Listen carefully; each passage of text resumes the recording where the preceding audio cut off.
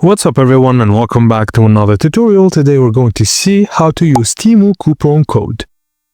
First thing first, when you get the code, open the Temu app and find the products you want. Tap Add to Cart and then tap the cart icon, usually in the bottom or top corner. Review your items. And once the checkout page, look for a field labeled coupon code, promo code or enter code. Type or paste the coupon code into that box and tap apply or the check mark. Now the total should update to reflect the coupon discount. If the code worked, you'll see the new price.